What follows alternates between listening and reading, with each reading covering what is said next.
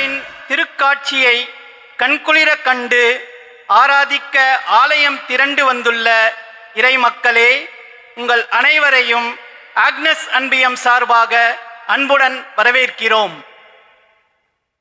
பாலனாய் பிறந்த கிறிஸ்து இயேசுவை உலகின் 3 வெவ்வேறு பகுதியிலிருந்து வந்த ஞானிகள் கண்டு தங்களையே தாழ்த்தி வணங்கி ஆராதித்து பரிசளித்து மகிழ்ந்த நாளையே திரு அவை திருக்காட்சி பெருவிழாவாக இன்று கொண்டாடுகிறது. பாலன் இயேசு யூதர்களுக்கு மட்டும் சொந்தமல்ல, உலகிலுள்ள எல்லா மக்களுக்கும் மீட்பளிக்க பிறந்தார் என்பதை உணர்த்துவதே இவ்விழாவின் முக்கிய நோக்கம். இறைவன் அனைத்து மக்களுக்கும் பொதுவானவர். யாருக்கும் தனிப்பட்ட வகையில் அவர் சொத்தாக முடியாது. உண்மையான தாகத்துடன் தன்னை தேடும் அனைவருக்கும் தன்னை வெளிப்படுத்தும் அழகுள்ளவர் நம் இறைவன். இதயத்தின் கண்களை திறந்து பார்த்தால் இந்த உலகில் பல அதிசயங்களை பார்க்கலாம். அந்த அதிசயங்களின் ஊற்றான இறைவனையும் பார்க்கலாம். ஞானிகளைப் போல தடைகள் பல எழுந்தாலும் தளராமல் விண்மீன்களை தொடர்ந்து இறைவனை காண்பதற்கு இப்புத்தாண்டின் துவக்கத்தில் நமக்கு மன உறுதியை தந்து இறைவன் வழிநடத்த இன்றைய திருப்பலியில் பக்தியோடு வேண்டுவோம்.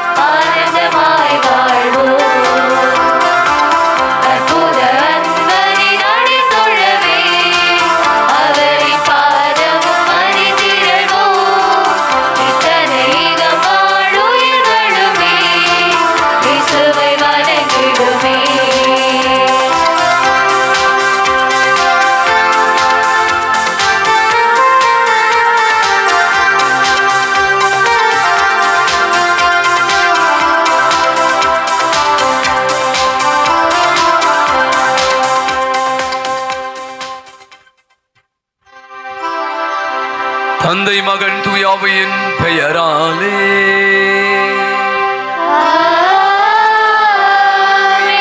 ஆண்டவரும் தலைவருமாகிய இயேசு கிறிஸ்துவின் அருளும் கடவுளின் அன்பும் தூயாவியின் தோழமையும் உங்கள் அனைவரோடும் இருப்பதாக.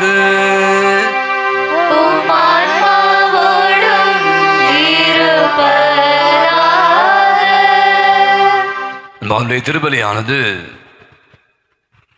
ரெய்மன் பெனட்டோ தனது 3வது பிறந்தநாள் விழாவை கொண்டாடுகிறார்.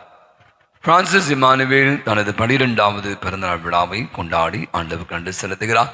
இருவருக்கும் நல்ல உடல் சுகத்தையும் நீண்ட ஆயுளையும் ஆண்டவர் நல்க வேண்டும் என்று நாம் அவர்களுக்காக ஜெபித்து பலியப்பு கொடுப்போம். தேவராஜ் ஏஞ்சல் அவருடைய குடும்பத்தில் நடைபெற்ற திருமணம் நல்ல முறையில் நடந்ததற்காக நன்றி பலியாகும் ஒப்புக்கொடு ஜெபிக்கிறார்கள். அந்த குடும்பத்தையும் திருமணம் வாழ்ந்திருக்கிற குடும்பத்தையும் நிறைவாக ஆசீர்வதிக்குமாறு என்றாள். மேலும் திருப்பலியானது ஷெர்லின் ஷஜன் திருமணம் நல்ல முறையில் நடைபெற வேண்டும் என்ற சிறப்பான கருத்துக்காகவும் நாம் ஜெபித்து ஒப்புக் கொடுப்போம். சிஜோ பென்சி நல்ல முறையில் வீடு வாங்கியதற்காக நன்றி பலியாய் ஒப்புக் கொடுக்கிறார்கள். அவருடைய குடும்பத்தையும் இந்த நாளில் ஆண்டவர் நிறைவாக ஆசிர்வதிக்க நாம் அவர்களுக்காக ஜெபிப்போம். மேலும் திருப்பலியானது உலகில் வாழ்ந்து மறித்து போன வளத்தையன் கப்ரியல் சபரி அம்மாள், தங்கம்மாள், ஜார்ஜ், மனமோகன், ஆக்னஸ், டார்த்தி ஆகியோருடைய ஆன்ம இலைப்பாற்றுக்காக நாம் ஜெபித்து ஒப்புக் கொடுப்போம். அன்பாதிலே முன்னுரையில் கேட்டது போல இன்றைய நாளிலே தாயாம் திரு அவை திருக்காட்சி விழாவை கொண்டாட அழைப்பு விடுகிறது. 3 அரசர்கள் 3 ஞானிகள் இயேசுவை காண விண்மீன் வழிகாட்ட அவரை கண்டு நெடுஞ்சான் கிடையாக விழுந்து மகிழ்ந்து ஆண்டவரை ஆசையை பெற்று கொண்டாங்க என்பதை தான் இன்றைய வாசகம் இன்றைய விழா நமக்கு மிக தெளிவாக எடுத்து சொல்கிறார். அப்போ இந்த விழாவை இன்று நாம் இந்த புதிய ஆண்டிலே அதுவும் குறிப்பாக இந்த வருடத்தினுடைய 7ஆம் நாளில் இருக்கிறோம். அவரிடம் ஒரு தேடல் இருந்தது, இயேசுவை காண வேண்டும் என்று தேடினார்கள், கண்டடைந்தார்கள். நாம் கூட இந்த புதிய ஆண்டை துவங்கி இருக்கிறோம், கடவுளை தேடி வந்திருக்கிறோம்.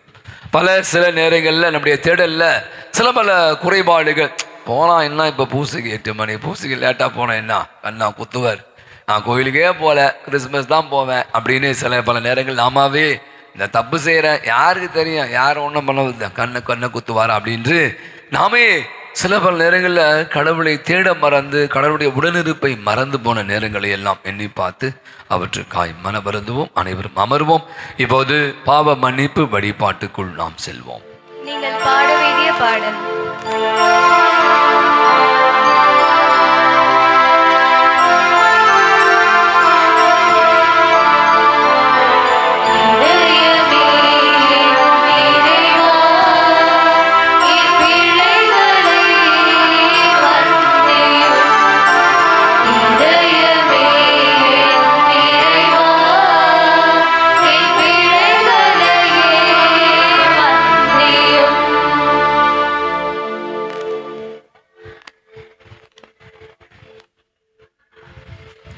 பசங்க எப்போ பார்த்தாலும் ஃபோனும் கையுமாவே இருக்குதுங்க.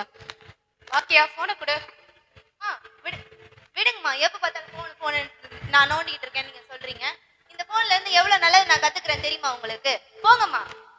ஃபோனே பார்த்துட்டு இருக்கேன், எங்கேயாவது கீழ்படியா? அம்மா ஃபோன் பார்க்காதன்னு சொல்கிறேன், கொடு. மா ப்ளீஸ்மா. வாழ்வின் ஊற்றே என் இறைவா, என் பெற்றோர்களுக்கும் பெரியவர்களுக்கும் ஆசிரியர்களுக்கும் கீழ்ப்படியாமல் நாங்கள் அவர்கள் குரல் கேட்காமல் அவர்களுடைய வாழ்வுக்கு எது நல்லது என தெரிகிறதோ அதை பின்தொடர்ந்து அவர்களை வெறுத்து ஒதுக்கிய தருணங்களை நினைத்து மனம் வருந்துகிறோம். இறைவா, உம்மிடம் மன்னிப்பு கேட்கின்றோம்.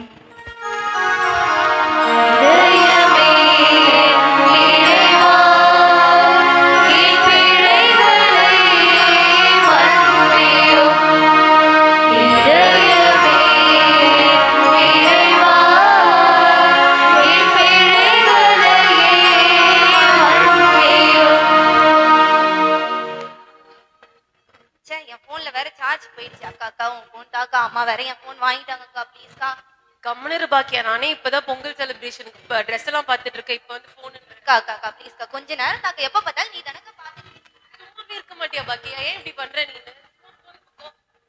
ஐயோ இந்த பசங்களை என்ன பண்றதுனே தெரியல. ஏன் 2 பேரும் அக்கா தங்கச்சி மாதிரி நடந்துக்க மாட்டீங்க? உங்க 2 பேருக்குள்ளேயும் ஒற்றுமையே இல்ல.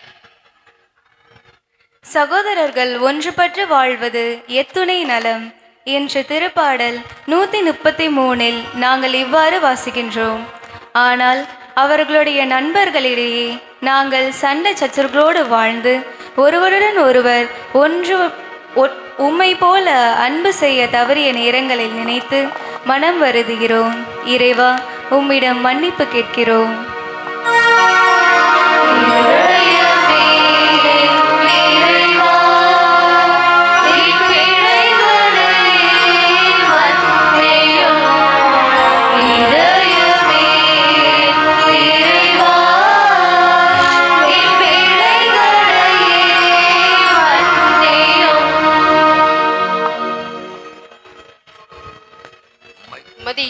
அம்மா கிட்ட ஒரு பர்ஸ் இருக்கு, 2 பேரும் ஷேர் பண்ணி விளையாடுங்க.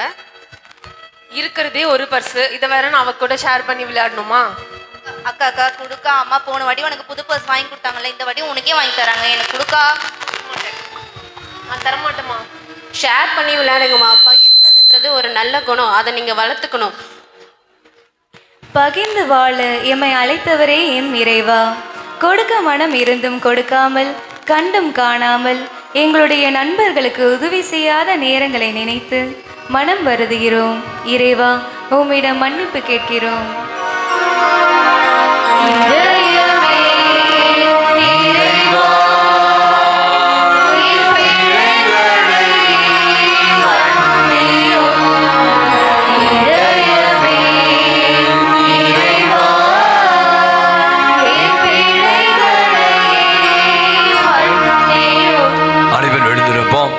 எல்லாமல்ல இறைவன் நமது இரக்கம் வைத்து நம்முடைய குற்றம் குறைகள் பாவங்கள் அனைத்தையும் மன்னித்து நம் அனைவருக்கும் நிலையான வாழ்வுக்கு நம்மை அழைத்து செல்வாராக.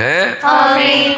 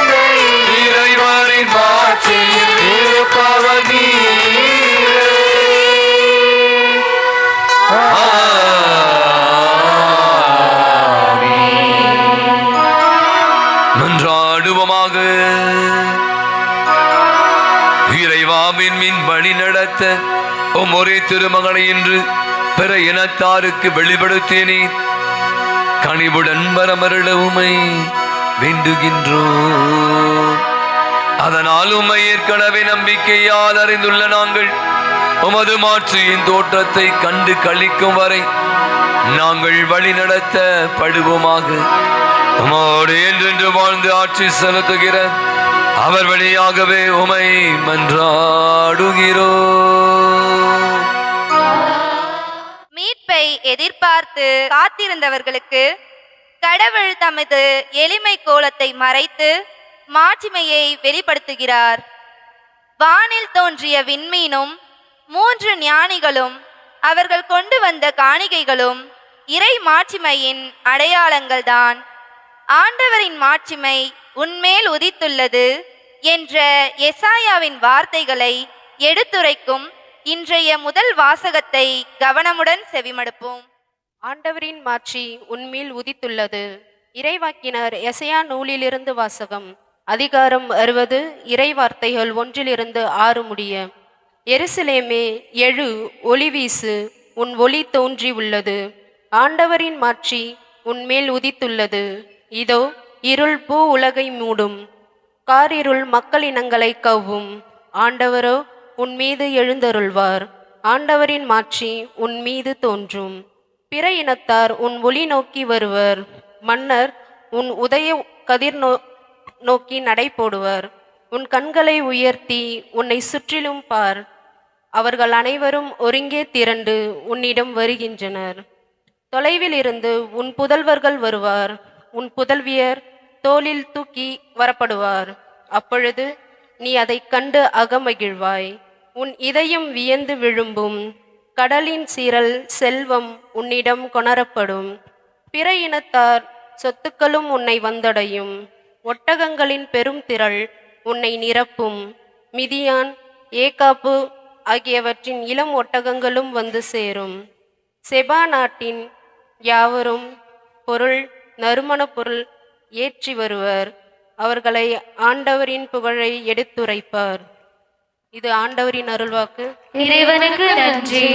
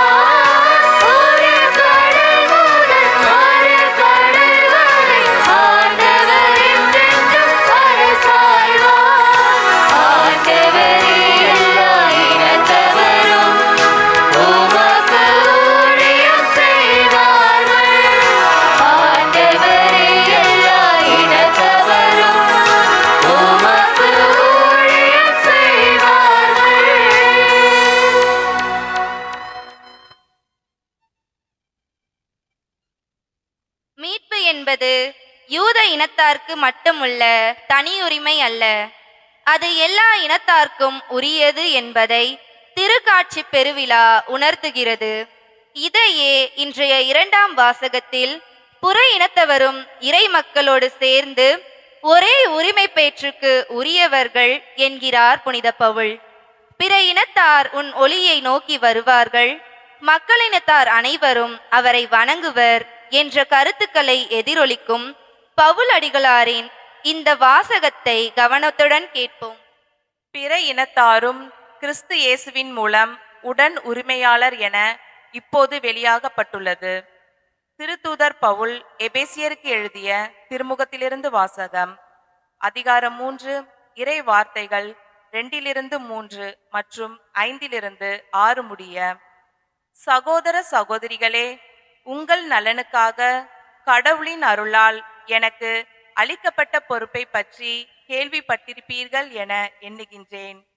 அந்த மறைபொருள் எனக்கு இறை வெளிப்பாட்டின் வழியாகவே தெரியப்படுத்தப்பட்டது.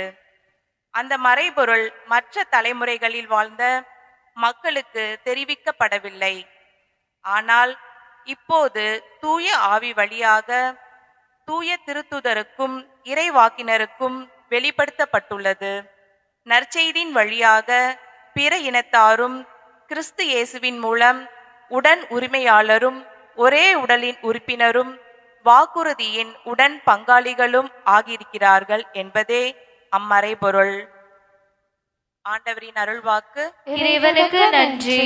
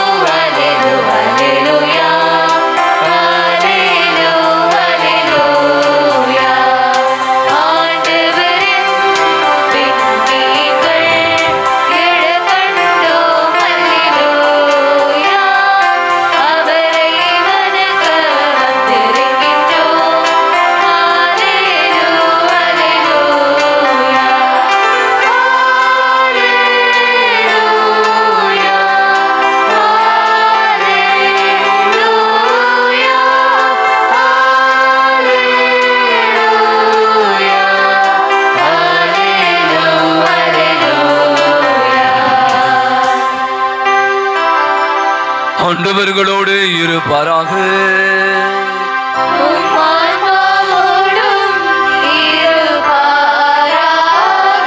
தூய மத்தேயு எழுதின செய்தியிலிருந்து வாசகம்.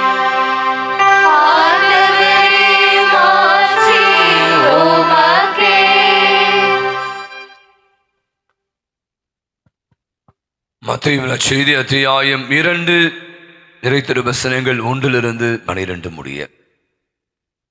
ஏரோது அரசன் காலத்தில் யூதேயாவில் உள்ள பெத்லகேமில் இயேசு பிறந்தார். அப்போது கிழக்கிலிருந்து ஞானிகள் எருசலேமுக்கு வந்து, யூதர்களின் அரசராக பிறந்திருக்கிறவர் எங்கே? அவரது விண்மீன் எழக் கண்டோம், அவரை வணங்க வந்திருக்கிறோம் என்றார்கள்.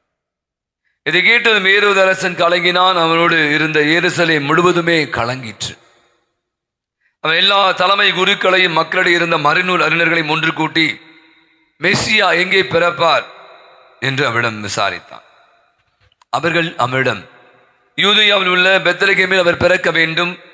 ஏனெனில் யூதா நாட்டு பெத்லகேமே, யூதாவின் ஆட்சி மையங்களில் நீ சிறியதே இல்லை. ஏனெனில் என் மக்களாகிய இஸ்ராயேலை ஆயிரென ஆள்பவர் ஒருவர் முன்னிலிருந்தே தோன்றுவார் என்று இறைவாக்கினர் எழுதியுள்ளனர் என்றார்கள். பின்பு ஏரோது யாருக்கும் தெரியாமல் ஞானிகள் நிலைத்து கொண்டு போய் விண்மீன் தோன்றிய காலத்தை பற்றி விசாரித்து உறுதி செய்து கொண்டான். மேலும் அவரிடம், நீங்கள் சென்று குழந்தையை குறித்து திட்டவட்டமாய் கேட்டு என கருவியுங்கள், அப்போது நானும் சென்று குழந்தையை வணங்குவேன் என்று கூறி அவளை பெத்லகேமுக்கு அனுப்பி வைத்தான். அரசன் சொன்னதை கேட்டு அவர்கள் புறப்பட்டு போனார்கள். இதோ முன்பு எழுந்த விண்மீன் தோன்றி குழந்தை இருந்த இடத்திற்கு வந்து நிற்கும் வரை அவர்களுக்கு முன்னே சென்று கொண்டிருந்தது. அங்கே நின்ற விண்மீனை கண்டதும் அவர்கள் மட்டில்லா பெரும் மகிழ்ச்சி அடைந்தார்கள். வீட்டிற்குள் அவர்கள் போய் குழந்தையை அதன் தாய் மரியா வைத்திருப்பதை கண்டார்கள். நெடுஞ்சான் கிடையாய் விழுந்து குழந்தையை வழங்கினார்கள். தங்கள் பேணிகளை திறந்து பொன்னும் சாம்பிராணி வெள்ளை போலமும் காணிக்கையாக கொடுத்தார். ஏரோதிடம் திரும்பி போக வேண்டாம் என்று கனவில் அவர்கள் எச்சரிக்கப்பட்டதால் வேறு வழியாக தங்கள் நாடு திரும்பினார்கள்.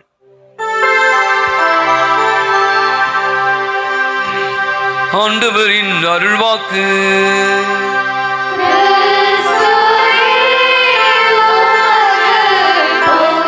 இயேசுவை காண்பதற்காக 3 ஞானிகள் கீழ் திசையிலிருந்து வந்தார்கள் அப்படின்னு நம்ம வசனத்துல வாஸ்தவம். தான் 3 அரசர் திருவிழா. இப்போது அதே குழந்தையாய் பிறந்திருக்கிற இயேசு பாலனை 3 ஞானிகள் அவரை சந்திக்க, அவரை வணங்க, அவருக்கு பரிசளித்த மகிழ நம் மத்தியில் வருகிறார்கள்.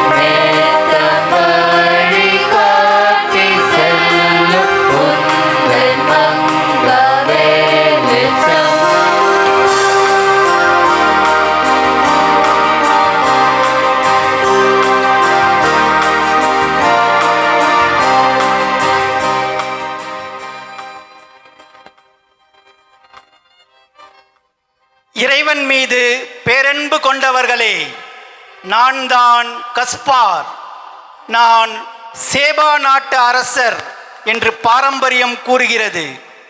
பாலன் இயேசுவுக்கு நான் கொண்டு வந்த பரிசு சாம்பிராணி. மனிதனாய் பிறந்தாலும் இயேசு கடவுள் என்பதை அனைவருக்கும் உணர்த்தவே நான் கடவுளுக்கு மகிழ்வை தரும் மனம் பரப்ப சாம்பிராணியை காணிக்கையாக கொடுத்தேன். நான் பச்சை நிற துணியையும் பச்சை நிற அணிகலன்களையும் அணிந்து வந்ததாக வரலாறு சொல்கிறது. நீங்களும் இயேசுவை காண ஆலயத்திற்கு வந்திருக்கிறீர்களா?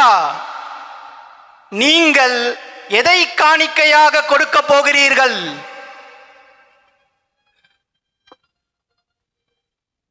நான் தான் 3 ஞானிகளுள் ஒருவரான மெல்கியூர். நான் பெர்ஷியா நாட்டின் அரசன் என்று பாரம்பரியம் கூறுகிறது. இறைவாக்கினர்கள் முன் அறிவித்தபடி வான சாஸ்திரங்களை ஆராய்ந்து பார்த்து பெத்லகேமில் தான் இயேசு பிறந்திருக்கிறார் என்று அவரை காண ஆவலோடு விண்மீன் வழிகாட்ட இங்கு வந்திருக்கிறேன். அனைத்துலக அரசரை காண வெறும் கையோடா வர முடியும்? அதனால் இயேசு அனைத்துலக அரசர் என்பதை குறிக்கும் ஏராளமான பொன்னை காணிக்கையாக கொண்டு வந்துள்ளேன். நீங்களும் இயேசுவை காண ஆலயத்திற்கு வந்திருக்கிறீர்களா? நீங்கள் எதை காணிக்கையாக கொடுக்க போகிறீர்கள்? நான் பல்தசார், அரேபிய நாட்டு அரசன் என்று பாரம்பரியம் என்னை பற்றி கூறுகின்றது. நான் இயேசுவுக்கு காணிக்கையாக கொடுக்க வெள்ளை போலத்தை கொண்டு வந்துள்ளேன்.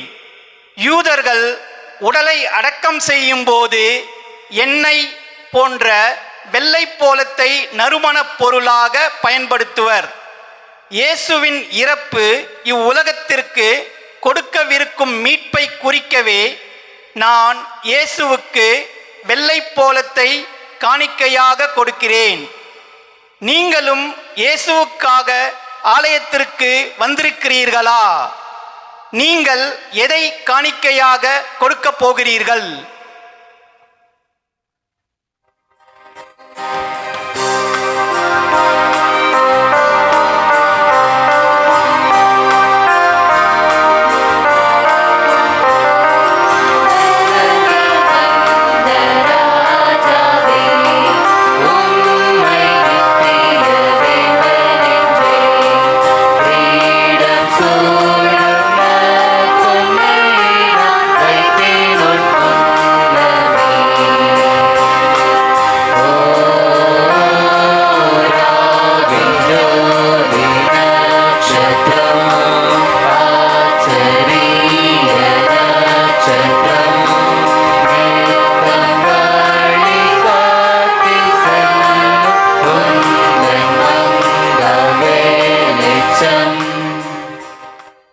மூன்று அரசர்களாக நடித்த நம்முடைய பிள்ளைகளுக்கு ஒரு பலத்தை ஒரு கரவொலி கொடுத்து அவர்களுக்கு நம்முடைய வாழ்த்துக்களை தெரிவித்துக் கொள்வோம். உட்காந்துருங்களா? அப்படி அன்புக்குரியவர்களே, இன்று வந்து நம்ம மூன்று அரசர் பேர்லாம் வாசித்தாங்க. பார்ப்போம், யார் கரெக்டாக சொல்லுங்க டக் டக்குன்னு. First Balthasar, Melchior, Caspar. Okay, மூன்று. அவங்க எடுத்து வந்த பரிசுகள் அவங்களே சொல்லிட்டாங்க, நீங்க பார்த்துருப்பீங்க. ஒன்று தூபம், பொன், வெள்ளைப்போளம். அதுக்கு அர்த்தத்தை அவங்களே சொல்லிட்டாங்க. பொன் என்பது எதை குறிக்கிறது? அரசர். ரெண்டாவது சாம்பிராணி, இறைவன், அவர்கள் இறைவன் கடவுளாக இருக்கிறார். மூன்றாவது வெள்ளைப்போளம், மனிதன். அவர் மூன்று கடவுளாக இருக்க, அரசராக இருக்கிறார், கடவுளாக இருக்கிறார், மனிதனாக இருக்கிறார் என்பதுதான் வெளிப்படுத்த இந்த மூன்று. இதை வச்சுதான் இன்னைக்கு பிரசங்கமே ஆச்சுதான். ஹென்றி வான் டியூகோ அப்படின்னு சொல்லக்கூடிய ஒரு எழுத்தாளர் மிக அர்த்தமான ஒரு அழகான ஒரு நாவல் எழுதியிருக்கிறார். அந்த நாவலில் என்னன்னா, இப்போ நம்ம பார்த்த எத்தனை அரசர்கள், ஆனால் அவர் சொல்றாரு 4வது ஒரு அரசர் இருக்கிறார். இது ஒரு கற்பனை கதை. அவர் கதையை கற்பனை பண்றாரு. அது ஒரு நாவல், மிக அழகான ஒரு நாவலாக வெளிவந்திருக்கிறது. இதில் 3 பேர், 3 ராஜாக்கள், 3 இடங்களிலிருந்து 3 அரசர்கள் 3 இடங்களிலிருந்து வருகிறார்கள். அப்போ அந்த அர்த்தபான் அப்படி ஒரு கேரக்டர் உள்ள கொண்டு வரார். அர்த்தபான் என்பவர் 4வது அரசர். இப்போ எப்படி பேசிய நம்ம எல்லாம் ஒன்றா போகிறோம் இன்னைக்கு சினிமாவுக்கு. எத்தனை மணிக்கு வரீங்க எல்லாரும்? கோயம்பேடில் மெட்ரோவால் நிற்கிறோம். எத்தனை மணிக்கு? எல்லாரும் ஒரு மாதிரி பார்க்குறீங்க. எல்லாரும் சொல்லுங்கள், ஒரு 11 மணிக்கு எல்லாம் வந்துருங்க. அப்படின்னா எல்லாம் 11 மணிக்கு எங்கே இருக்கீங்க? வண்டியா? எங்கடா இவ்வளோ நேரம் ஆச்சு, சீக்கிரம் வரல அப்படின்னு நம்ம போய் வந்துட்டோன்னா பண்ணுவோம். வரேன் வந்துட்டே இந்த டிராஃபிக் மாடி நம்ம மதுரை வயல செம்ம டிராஃபிக். இப்போ தான் கோயம்பேடு பஸ் ஸ்டாண்டை மாற்றி கிளையம்பாக்கத்து போட்டாலும் கூட இந்த ரோட்டில் டிராஃபிக் குறையவே இல்லை அப்படின்னு நம்ம சொல்லுவோம்ல. அது மாதிரி எல்லாம் வந்துட்டாங்க. வர வேண்டிய ஒரு ஆள் வரல. யார் அவரு? அந்த ஆள் பேர் என்ன? இப்போ தான் சொன்னேன். யார் அது? 4வது அர்த்தபான். சொல்லுங்க, அர்த்தபான். அர்த்தபான் வரவே இல்லை. உங்களுக்கு தெரியும், இப்போ நீங்கள் செல்ஃபோனில் கம்யூனிகேட் பண்ணலாம், வாட்ஸ்அப் அனுப்பலாம், மெசேஜ் போடலாம், ஏதாவது பண்ணி எப்படியாவது போடலாம். இப்போ உங்களுக்கு தெரியாது. அவங்க தொடர்பு கொள்வதற்கான முயற்சி எடுக்கிறாங்க, முடியல. நீண்ட நேரம் காத்திருக்கிறார்கள் இந்த 3 அரசர்கள். ஏன்னா வர மாதிரி தெரியல, வரேன்னு சொன்னார், என்னாச்சு தெரியல, சரி நமக்கு வண்டியை கிளப்பலாம் சொல்லிட்டு இவங்க 3 பேர் கிளம்பிட்டாங்க. அவர் வர வேலை ஏன் லேட் ஆச்சு அப்படின்றது தான் இப்போ கதை வருது. கதையை கவனிக்கணும் நீங்கள். வரவேல் என்னாச்சு? வருகிறார் ஒரு வயதான பெண்மணி, ஒரே அடிபட்டு குற்றுயிராக இருக்கிறார். இவர் இப்படி இவங்க 3 பேர் சொன்ன மாதிரி நிறைய பரிசுகளை எடுத்துக்கொண்டு இயேசுவை காண வந்தா அப்படின்னு நம்ம பார்த்தோம். அப்போ இவங்க வராங்க. அவரும் நிறைய பரிசு, நிறைய பொன் தங்க நகைகளை எல்லாம் வரார். இவ்வளோ குண்டு குண்டா வச்சுக்கலாம். இப்போ நிறைய தங்க நகைகளை, பொன் நகைகள்லாம் பாயில் போட்டு எடுத்து வரார். வரவேல பார்த்தா இந்த ஒரு லேடி வயசானவங்க அடிபட்டு கிடக்குறாங்க. சரி, உடம்பு முடியாமல் இருக்க, அவங்களுக்கு உதவி செய்யலாம் என்று உதவி செஞ்சுட்டு கையில் ஒரு அந்த தங்க காசு நகையை ஒன்று கொடுத்துற, வச்சுக்கமா பார்த்துங்க சொல்லிட்டு வரார். வரதுக்குள்ளே இவங்க காலி ஆகிட்டாங்க, இவங்க போயிட்டாங்க. சரி, அவருக்கு எப்படியாவது இயேசுவை பார்க்கணும், இயேசுவை கண்டிப்பாக நான் பார்த்தே ஆகணும், ஏன்னா அவங்க பார்க்க நானும் மெஸ்ஸியாவை காண வேண்டும் அப்படி ஒரு ஆவல். சரி போறார், யூதே நாட்டுக்கு போறார்.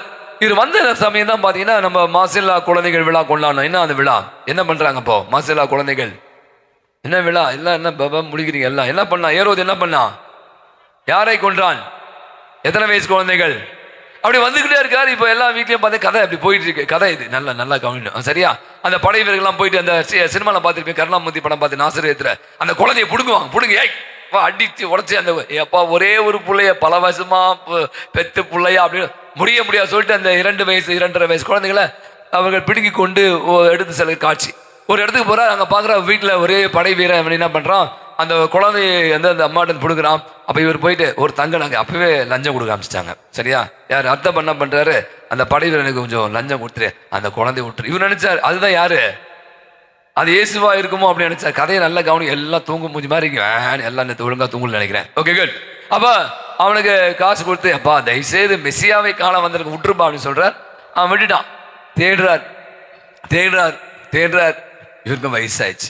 கதையை முடிக்கலாம், ஏன்னா நீங்கள் ரொம்ப போர் அடிச்சு மேடம் இருக்கலாம் பார்த்தேன், ஆனால் நீங்கள் யாரும் சுவாரஸ்யமாக இல்லை நினைக்கிறேன். பார்க்கிறார், எப்படியாவது இவருக்கு வயசாயிடுச்சு. அவங்க போனாங்க, அவங்க விண்மீன் வழி காடிச்சு, அவங்க 3 பேர் போயிட்டு இயேசுவை பார்த்தாங்க, நடுஞ்சான் கிடையாது விழுந்தாங்க, அவருடைய ஆசிரியர் பெற்றாங்க. வண்டியை திருப்பி ஏறுவதில் போவாதீங்க, வேற வழியாக போங்க சொல்லிட்டு அவன் ஊருக்கு போய் சேர்ந்துட்டான். இந்த அர்த்தபான் இந்த கவிஞர், இந்த கதையினுடைய கதாசிரியர் சொல்றாரு, அவரு கண்டிப்பா இயேசுவை பார்க்கணும், பார்க்காம நான் போக மாட்டேன். வயசாயிடுச்சு. யாருக்கு வயசாயிடுச்சு? இயேசுக்கும் வயசாயிடுச்சு. கதையை கவனிக்கணும். இயேசுக்கு வயசாயிடுச்சு, அர்த்தமானுக்கு வயசு. இப்போ சில பேர் சொல்லுவாங்களே, எங்கேயா அந்த மெஸ்ஸியா எங்கேயா இருக்காரு அப்படின்னு தேடுறாரு. இயேசுக்கு எத்தனை வயசாயிடுச்சு? கொஞ்சம் எத்தனை வயசாயிடுச்சு? 33 வயசாயிடுச்சா? ஓகே, எல்லாம் கதையை கிட்ட வந்துட்டீங்க நினைக்கிறேன். அப்போ எருசலேம் மீதிகளை போறார். எங்கேயா அந்த மெஸ்ஸியா? நானும் பார்க்க வந்தேன், காணோம். மெஸ்ஸியா போறார். ஒரே ஆம்புலன்ஸ் சத்தம் கேக்குது. மெஸ்ஸியா போறார் அப்படின்ன உடனே இவர் ரொம்ப சந்தோஷம். ஐயோ, நான் ஏக்கமாக ஆவலாக காத்திருந்த அந்த மெஸ்ஸியாவை காணோம். ஏசு எப்படி போறாரு? சிலுவையை சுமந்துட்டு போறார். இவரா அவர் அப்படின்னு பாக்குற இவருக்கு முடியல. சரி, இயேசுக்கு என்ன பண்ண, என்ன வந்தாரு? வரும்போது நிறைய பாய்கள் வந்தாரு, பொண்ணு வந்தாருல, நிறைய தங்க நகையில வந்தாரு, கையில விட்டாரு. என்ன இல்லை, இயேசுவை பாரு. ரொம்ப அழகா அந்த காட்சியை அந்த நாவலாசி இப்படியா முடிக்கிறார். இயேசுவை அவர் பார்க்கிறார், இவர் பார்க்கிறார். ஐயா, நீ குழந்தையா இருந்தப்போ உன்னை பார்க்க வரேன், அப்போ நிறைய தங்க நகை எடுத்து வந்தேன், ஆனா இப்ப என்கிட்ட ஒண்ணுமே இல்லை, பாய்கிட்ட கை விட்டு பார்த்தா ஒண்ணுமே இல்லை, என்கிட்ட கொடுக்க அப்படின்னு சொல்றார். அப்போ இயேசு ரொம்ப அழகா சொன்னான், சின்னம் சிறியவர்களுக்கு செய்ததெல்லாம் எனக்கு. கதை முடிஞ்சிச்சு. நீங்கள் அப்படியே எத்தனையோ படம் பார்ப்பீங்களே. இயேசுவின் பிரியமானவர்களே, நீங்கள் பார்த்தீங்கன்னா ரொம்ப அழகான ஒரு விஷயம். இந்த முதல் செய்தி நான் உங்களுக்கு தர ஆசைப்படுறேன். இந்த 3 ஞானிகள் இயேசுவை வெறுமனே வெறும் கை வீசின் போல. இப்போ இங்கே நிறைய நிகழ்ச்சி நம்ம பேசுவேன். நாளுமா ஒரு குழந்தைக்கு பிறந்த நாள் உங்களுக்கு கூப்பிட்றாங்க, வந்துருங்க, முதல் பர்த்டே, கல்யாணம், என்ன பண்ணோம்? வெறும் கை வீசி போவீங்களா? என்ன பண்ணோம்? மொய் வைக்கணும், கிஃப்ட்டு, இப்பெல்லாம் கிஃப்ட்டு தரணும். இப்போ என்ன சொன்ன, மோந்திரம் போடுற அம்மா சொன்னாங்க, ஞானஸ்தானத்துக்கு ஞானத்தாயா கூப்பிட்டுருக்காங்க ஃபாதர். என்ன எவ்வளோ போடுவீங்க? 1/2 சவரத்தில் செயின் போடுவீங்களா? மோந்திரம் போடுவீங்களா? இப்பெல்லாம் முதல் மாதிரிலாம் இல்லை. ஞானத்தாயா இருந்தால் என்ன, அந்த குழந்தைய ஞானத்தில் வளர்க்கணும். அதெல்லாம் இல்லை. யார் ஞானத்தாயா நிற்கணும்? பணம் எல்லாம் இல்லை, கொடுக்கணும், கிஃப்ட் கொடுக்கணும். பணம் இருந்தால் கொடுக்க மாட்டாங்க சில பேர், வேற விஷயம். அப்போ இன்னைக்கு பார்த்தீங்கன்னா நம்ம சில பேர் எப்படி, நம்ம இதை பற்றி நான் பலமுறை சொல்லியிருக்கேன் நினைக்கிறேன், இந்த மொய் எழுதை பற்றி. அது வேணா இப்போ டைம் ஆயிடுச்சு. நிறைய நேரம் என்ன பண்ணோம், அவன் எனக்கு 500 ரூபாய் மொய் வச்சான், நானும் 500 ரூபாய். அப்போ அவன் 1/2 சவரம் மோந்திரம் போட்டுப்பான். எப்போ 2008. இப்போ 2023. வேலை என்னாச்சு? அதே 1/2 சவரம் போட முடியுமா? நீங்கள் 1 சவரம் போடணும். இப்போ அவன் பார்த்தீங்கன்னா இன்னைக்கு பரிசு அளித்தல். இன்னைக்கு நிறைய நேரங்களில் இந்த பிறந்த நாள், திருமண விழாக்கள், அல்லது ஒரு வீடு பால் காய்ச்சலாம் போகிறோம்ல, யாராவது வெறுங்கை வீசி பண்ணி அவங்க பார்க்குற பார்வையில் நிகழாவீங்க, அப்படி உங்களுக்கு எரிச்சிடும். வெறுங்கை வந்துட்டா பார்த்தியா, சும்மா சாப்பிட மட்டும் நல்லா கொஞ்சம் வெயிட் பண்ணிக்கிரு, வந்துடுவேன் சாப்பிட்றதுக்கு அப்படின்னு சில நேரத்தில் சொல்லுவாங்களா? இல்லை ஆமாவே இல்லையா? இல்லை, ஓகே, சும்மா நடிப்பீங்க எனக்கு தெரியும். எல்லாரும் நகை போகணும், உங்கள் ஊர்லலாம் தெரியும், எனக்கு தெரியும். சும்மா அவர் அவ்வளோ 1 சவரம் போடுங்க, 2 சவரம் போடுங்க அப்படி என்று இன்னைக்கு சவரத்தில் நம்ம நிறைய பணத்தை போட வேண்டியதாக இருக்கு. அவன் யோசிச்சு கொடுத்த பரிசு அவர் விஷயத்தை பற்றி யோசிக்கலாம். அந்த 3 ஞானிகள் வெறும் கையை வீசிட்டு போல, மாறாக இயேசுவுக்கு பிடித்த, அந்த குழந்தை இயேசுவுக்கு பிடித்த அல்லது அவருக்கு பயன்படக்கூடிய அத்தனை விதமான பரிசு எடுத்து சென்றார். நான் சொன்ன 4வது நபர் கூட பார்த்தீங்கன்னா அர்த்தவான். அவருக்கு எடுத்துட்டு போனார், ஆனால் போய் கொடுக்க முடியல, மாறாக அதை பிறருக்கு கொடுத்தார். இயேசு சொன்னார், அதை விட மிகப்பெரிய பரிசு வேறு இல்லைன்னு. இன்னைக்கு இந்த வாசித்த ஒரு விஷயத்துல ரொம்ப எனக்கு பிடிச்சிருந்துச்சு. நீங்களாம் இயேசுவை தேடி வந்திருக்கீங்களா? ஒரு கேள்வி கேட்டாங்க. என்ன கேட்டாங்க கடைசியா? நீங்க என்ன காணிக்க கொடுக்க போறீங்க? ஒரு பழைய பாடல் தெரியுமா? பழைய சின்ன குழந்தை இயேசுவுக்கு பண்ண சின்ன குழந்தை இயேசுவுக்கு என்ன கொடுப்பது நான், என்ன கொடுப்பது. அந்த பாட்டு ரொம்ப அழகாப்பம்.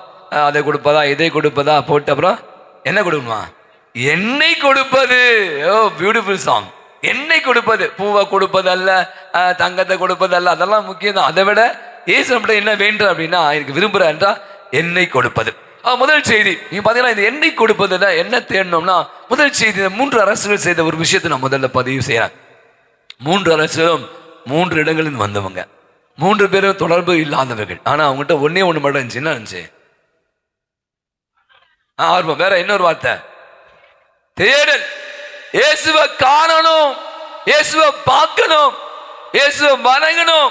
மெசியா பிறந்திருக்கிறார், அரசர் பிறந்திருக்கிறார் என்பதை கேள்விப்பட்ட உடனே எவ்வளவு இடர்பாடுகள், எவ்வளவு துன்பங்கள், வழி தெரியாது, என்ன பண்ணணும் தெரியாது. ஆனால் இந்த விண்மீனை மட்டும் அவர்கள் மையப்படுத்தி இயேசுவை காண வந்தார்கள். இன்னைக்கு வசனம் மிக அழகாய் சொல்கிறார், பிற இனத்தார் உன் ஒளி நோக்கி வருவர், மன்னர் உன் உதய கதிர் நோக்கி நடை போடுவர்.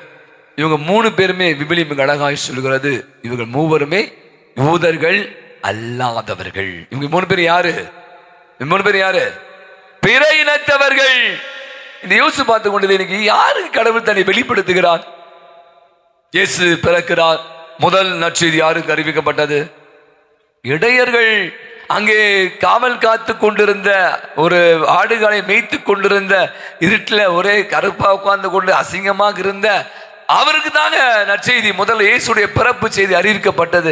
இந்த 3 பேருமே யாருன்னே தெரியாது, இவங்க எங்கேருந்து வந்தாங்க தெரியாது. வசனம் சொல்லுது, இந்த வரலாறு சொல்கிறது, எங்கெங்கே ஊரை சேர்ந்து, ஆனா இயேசுவை தேடினார்கள், இயேசுவை கண்டு கொண்டார்கள். அப்ப முதல் செய்தி, இன்னைக்கு நாம கடவுளை தேடணும். இந்த 2024 துவங்கி இருக்கிறோம். இன்னைக்கு 2024 எப்படி இருக்கும் தெரியாது, ஆனா தேடணும். நீங்க வந்தீங்களே, பூசைக்கு வந்திருக்கீங்க, ஜெபம் சொல்றீங்க, ஜெபமாலை சொல்றீங்க, ஆராதனை பண்றீங்க, எல்லாம் பண்ணோம். இன்னைக்கு கடவுளை தேடுபவர்கள் தான் வசனம் மிக அழகாய் சொல்கிறது, கடவுளை தேடுபவர்கள் அவரை கண்டடைவார்கள். அதுக்கு மிக சிறந்த உதாரணம் எதுனா, இதுதான். எது? இன்னைக்கு இந்த 3 அரசர்கள் 3 ஞானிகள் இயேசுவை தேடினார்கள். பல இடர்பாடுகள், பல கஷ்டங்கள். விண்மீன் காணாம போயிடுச்சு, பாதியில மறைஞ்சு போச்சு, எங்க போகணும் தெரியல, எப்படி போகணும் தெரியல. ஆனா அவர்கள் துவண்டு போகவில்லை, அவங்க கலங்கி போகவில்லை. தேடல் வந்து கரெக்டா இருந்துச்சு. அப்பதான் காணாமல் போன விண்மீன் மீண்டுமாக அவர்கள் மத்தியில் வந்தது. அவர்கள் இயேசுவை காணக்கூடிய பாக்கியத்தை பெற்றாங்க. இரண்டாவது செய்தி, நான் வந்து மனிதர்களை 3 விதமாக பிரிக்க ஆசைப்படுறேன். முதல் விதமான மனிதன் எப்படிப்பட்டவனா, இன்னைக்கு நான் வாசித்த வசனத்தை தான் சொல்ல போறேன். ஏரோது அரசன் யாரு, எங்க பாரு, விண்மீன் கிழக்கண்டோம் அவரை வணங்க வந்திருக்கிறோம். என்ன, யூதரின் அரசராக பிறந்திருக்கிற எங்கே அப்படி ஒரு கேள்வி கேட்டோன்னு ஏரோது அரசன் கலங்கினான், அவனோட எருசலேம் முழுவதும் கலங்கிற்று. யார் கலங்குவா? இன்னைக்கு முதல் வகையான மனிதர்கள் யார் தெரியுமா? பதவிக்காக எதையும் செய்வாங்க. நான் வந்து இதை கடந்த வாரத்துல கிறிஸ்து பிறப்பின் காலத்தை சொன்னேன். ஏரோது அரசன் எப்படிப்பட்டவனா, ரொம்ப மோசமானவனா. தனக்கு பின்னால் தன்னுடைய பிள்ளைகள் அரசாட்சி அமர்ந்து விடுவாங்க என்று அவருடைய 2 பிள்ளைகளையும் கொன்று போட்டு இருக்கான். வரலாறு சொல்லி எடுத்து வாசிங்க.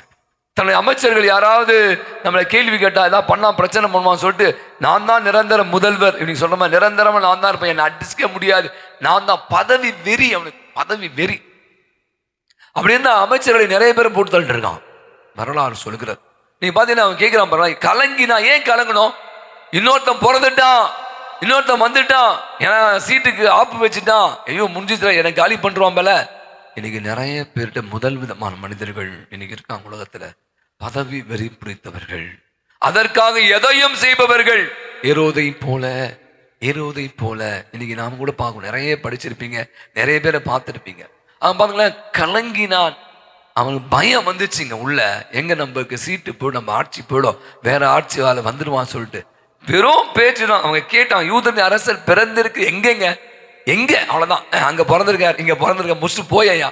அதை கேட்ட உடனே ஆனா தூங்க முடியல, போய் தனியா போயிட்டு எல்லாத்தையும் கேட்கிறான். வசனம் கடகாய்ச்சி வந்து அவன் யாருக்கும் தெரியாம ஞானிகளை எடுத்துக்கொண்டு போய், எப்ப விண்மீன் தொடங்கியது, நீங்க எப்ப வந்தீங்க, எப்ப போறீங்க, போயிட்டு என்கிட்ட சொல்லுங்க, நான் போய் அவரை போட்டு தள்ளணும், நான் போய் அவரை வணங்க போறேன்னா அவரை போட்டு தரல என்பது அவருடைய நோக்கமா. இப்ப முதல் செய்தி, முதல் விஷயம், நீங்களும் நானும் கூட சில பல நேரங்கள்ல இந்த அல்பமான பதவி, ஏங்க எல்லாருக்கும் 5 வருஷம் தான், எல்லாருக்கும் ஒரு பொறுப்பு கொடுத்துருப்பாங்க. சில நேரங்கள்ல அந்த பொறுப்பே நான் தான் வச்சுக்கணும், வேற யாரும் இல்லை, நான் மட்டும்தான் அப்படி என்று அதற்காக எதையும் செய்பவர்கள் இன்னைக்கு தொலைந்து போனார்கள். ஏரோதை போல இந்த வரலாறு அவனை சபித்து விட்டது. அவன் சாவு ரொம்ப மோசமா இருந்ததை வரலாறு மிக தெளிவாக. இரண்டாவது செய்தி நான் பார்த்தேன்.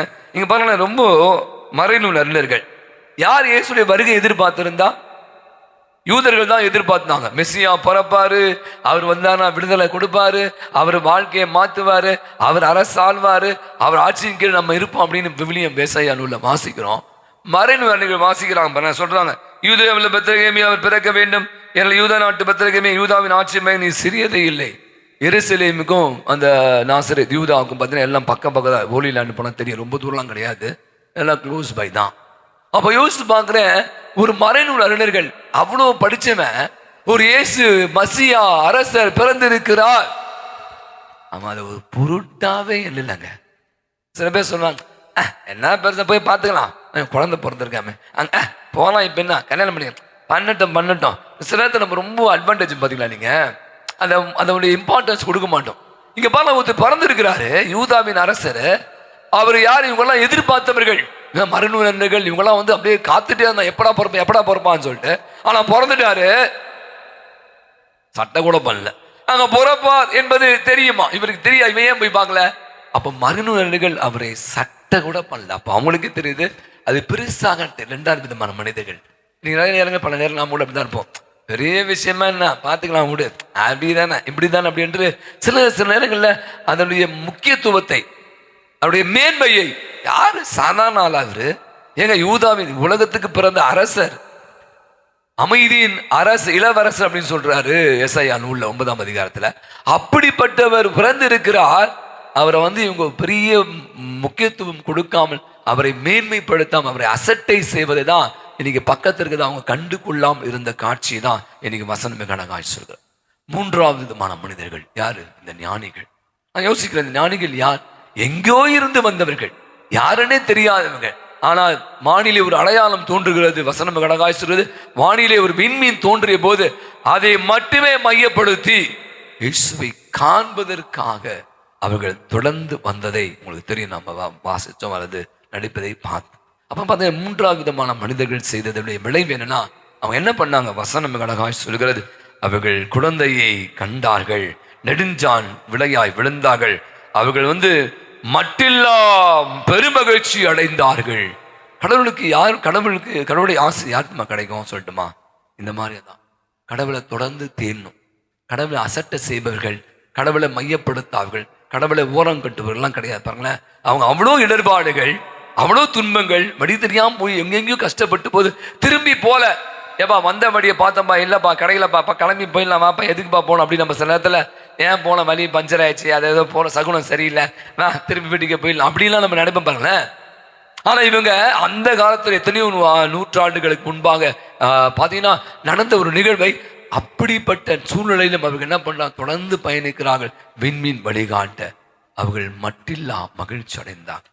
கடவுளுடைய ஆசிரியை குழந்தையை தரிசித்தார்கள், பரிசளித்து மகிழ்ந்தார்கள், ஆசையை பெற்று கொண்டார். இன்னைக்கு நான் நினைக்கிறேன், கடவுளுடைய ஆசை யாருக்குன்னா, அவரை தேடுவோர், நம்பிக்கையோடு தொடுவோர், இடர்பாடுகள் வந்தபோது கூட நம்பிக்கை தளர்ச்சி இல்லாமல் தொடர்ந்து தேடுபவர்கள் கடவுளை கண்டடைந்தால் நம்முடைய ஆசையை பெற்றுக் கொடுக்க. அப்போ எனக்கு 2024 ஆண்டுடைய இந்த துவக்கத்தில் இருக்கிறோம். இன்னைக்கு நம்முடைய வாழ்வுக்குள் நாம் இனிமேல் சொல்லி தான் இருப்பேன், அந்த ஆண்டு எப்படி இருக்கும்? நல்லா இருக்கும், நல்லதே நடக்கும். சில பல நேரங்களில் சில பிரச்சனை நடக்கலாம், சில நேரங்கள் நோய் வரலாம், சில நேரம் பணம் கஷ்டம் வரலாம், கடன் தொல்லை இருக்கலாம், வியாபாரம் கொஞ்சம் சரியில்லாமல் போகலாம், வேற ஏதாவது வீட்டில் கொஞ்சம் சண்டை போட்டு வரலாம், வேற ஏதாவது நடக்கலாம், நடக்க தான் செய்யும், நடக்காமல் இருக்காது. பட் நடக்காமல் இருக்க முயற்சி எடுப்போம். நடக்கிற போது இன்னைக்கு நம்ம என்ன பண்றோம்னா, ஐயோ முடிஞ்சிச்சு கதை, அவ்வளோதான், என்னடா இந்த கடவுள் அப்படின்னு சொல்லிட்டு நொந்து நூடுல்ஸ் ஆகாம, இன்னைக்கு நான் பார்த்த இந்த மனிதர்கள் 3 ஞானிகள் கடவுள் அவர்களுக்கு தம் மாட்சி வெளிப்படுத்தினார். காரணம், அவர்கள் வந்த அந்த இடர்பாடுகளை, அவர்கள் வாழ்வில் சந்தித்த அந்த சோதனைகளை எல்லாம் கடந்து வந்தார்கள். அந்த மீட்பரை காணக்கூடிய பாக்கியத்தை பெற்றார்கள், அவருடைய மாட்சியை பெற்றார்கள், அவருடைய ஆசையை பெற்றுக் கொண்டார். இன்னைக்கு நீங்கள் காணக்கூடிய இந்த புதிய ஆண்டை துவங்கி இருக்கு அந்த 3 ஞானிகள், 3 அரசர்கள் விடுக்கிற அற்புதமான ஒரு விஷயம் ஒன்னே தான். இன்னைக்கு போப் பிரான்சிஸ் நமக்கு இந்த கூட்டு ஒருங்கிய ஆயர் மன்றத்தை கூட்டினான். இப்போ கடந்த ஆண்டு 2023 தொடங்கியிருக்காங்க. 25 தான் அந்த ஜூப்ளி இயர் கொண்டாடுறாங்க. அவர் கொடுத்திருக்க தலைப்பத்து ரொம்ப அழகா இருக்கு, star of hope, star of hope, அதாவது நம்பிக்கையின் விண்மீன் அப்படின்னு சொல்லி கொடுத்திருக்கிறார். நான் பார்த்தேன் இந்த விழா எனக்கு அதுதான் சொல்லுது, நம்பிக்கை விண்மீன் தான். விண்மீன் அந்த 3 ஞானிகளுக்கு வழிகாட்டு, அதை நம்பினாங்க, அது போய் அவங்க சேர்க்க வேண்டிய இடத்துல போய் சேர்த்துச்சு. ஆனால் மறைஞ்சு போச்சு, ஆனாலும் அவங்க விடல, அவங்க போய் சேர வேண்டிய இடத்துல சேர்ந்தாங்க, மீட்பரை கண்டு கொண்டாங்க. இன்னைக்கு நம்முடைய வாழ்வு பயணம் கூட அப்படித்தான் தொடங்கி இருக்கிறோம், தொடர்ந்து போவோம். ஆண்டவரை நம்புவோம், அவரை நம்புவோர் கைவிடப்படார், ஆண்டவரை நம்புவோர் கைவிடப்படார். நம்பிக்கை இந்த ஆண்டு முழுவதும் அவரை நம்புங்க. மேபி மேலும் பள்ளங்கள் நிறைந்திருக்கலாம், சில மாதிரி கொஞ்சம் கஷ்டங்கள் துன்பங்கள் வரலாம், வந்தாலும் கூட நம்பிக்கை நட்சத்திரமாகி ஆண்டவர் எப்படி பிற இனத்தார் உள்நோக்கி வருவார்கள், காரில் நடந்து வந்த மக்கள் பேரொளியை கண்டார் அப்படி வசனம் சொன்ன மாதிரி நம்முடைய வாழ்விற்கு கார்களை அகற்றி போய் நம்ம ஒளியாகி ஆண்டவரை காணக்கூடிய பாக்கியத்தையும் தொடர்ந்து அவர் நம்மோடு இருப்பதை உணர்ந்து கொண்டு அவரை கண்டு கொண்டு அவரை அனுபவித்து அவருடைய ஆசையை நிறைவாக பெற்றுக்கொள்ள அருள் வேண்டுவோம். ஆமென். எழுந்து நின்று நமது விசுவாசத்தை அறிக்கையிடுவோம்.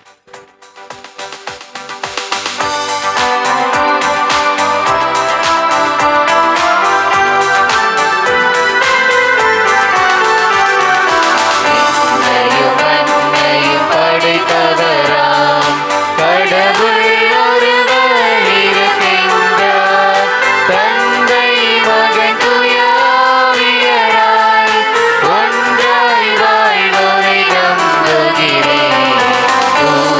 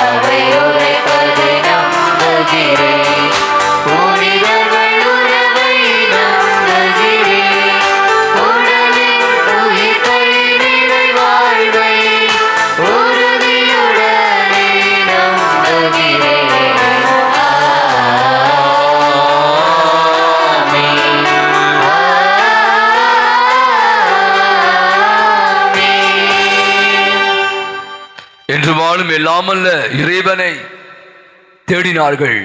அந்த 3 ஞானிகள் விண்மீன் வழிகாட்ட அவரை கண்டார்கள், பெருமகிழ்ச்சி அடைந்தார்கள். நாமும் கூட இந்த அருமையான நாளிலே ஆண்டவரை தேடி வந்திருக்கிறோம்.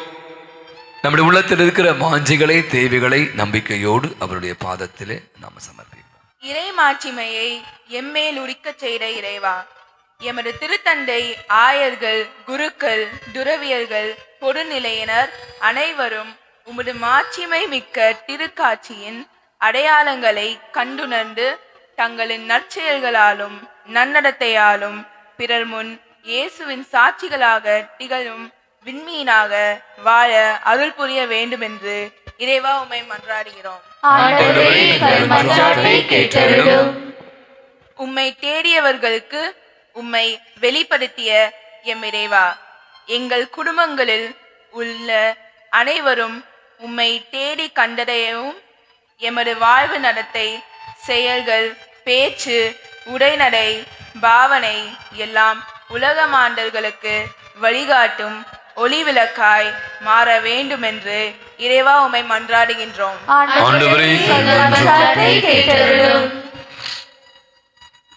எங்களை நேரிய வழியில் நடத்தும் எம் இறைவா, எம் அரசியல் தலைவர்கள் தங்கள் நிலையை உணர்ந்து சொல்லுக்கும் செயலுக்கும் வேற்றுமை இல்லாத செயல்பாடுகளின் வழியாய் மக்களுக்கு நல்வாழ்வு வழங்கிட தேவையான ஞானத்தை அவர்களுக்கு தர வேண்டும் என்று இறைவா உம்மை மன்றாடுகிறோம். எம்மை படைத்தாலும் எம் இறைவா, நாங்கள் ஒரு சிறு வட்டத்திற்குள் அடங்கிடாமல் நீர் படைத்த இவ்வுலகில் வாழும் அனைத்து மக்களையும் உம்மை போல் அன்பு செய்யவும், ஏழை எளியோர்களையும் குடும்பத்தில் உள்ள முதியோர்களையும் ஆதரவற்றை நேசிக்கவும், அரவணைத்து அவர்களின் வாழ்வாதாரங்களை உயரவும், நாங்கள் உழைத்திட நல்மனதினை பெற்றிட வேண்டிய வரங்களை தருமாறு இறைவா உம்மை மன்றாடுகிறோம்.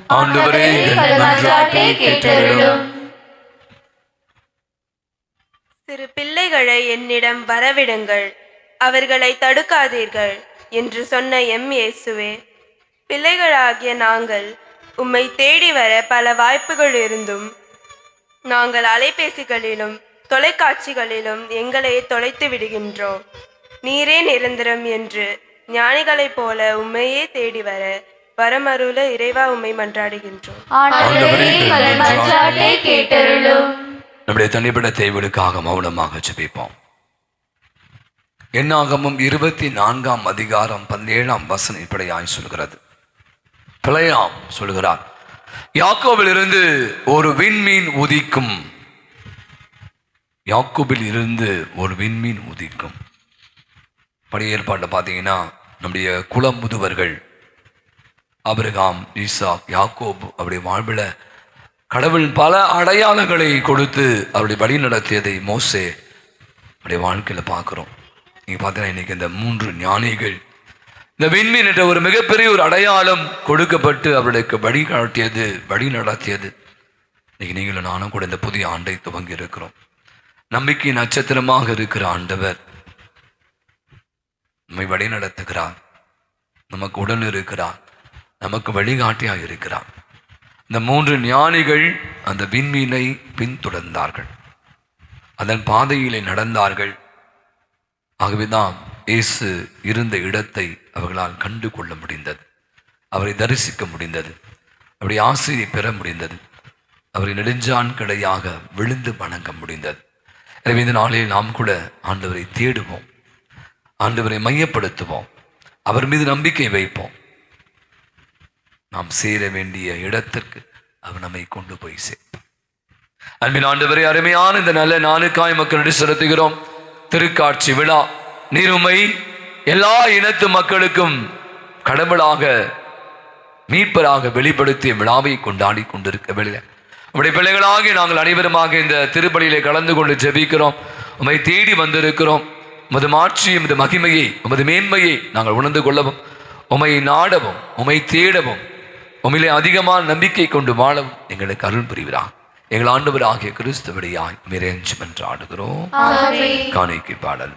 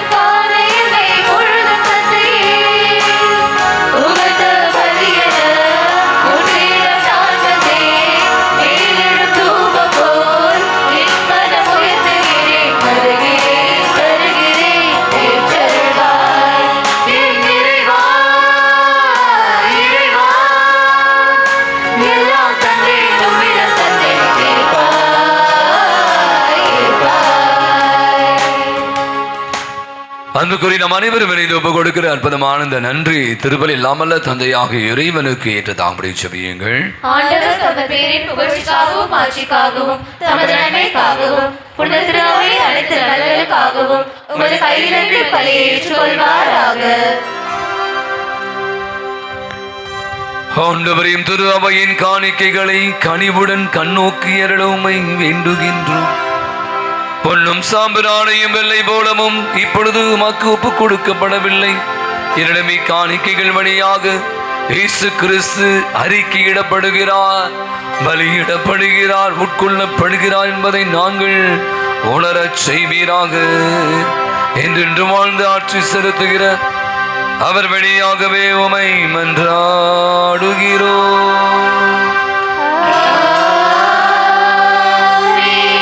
ஆண்டவர் உங்களோடும் இருப்பாராக.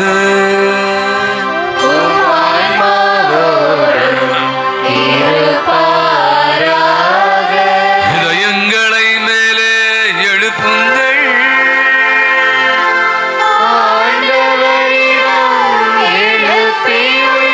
நாம் இறைவனாகிய ஆண்டவருக்கு நன்றி கூறுவோம்.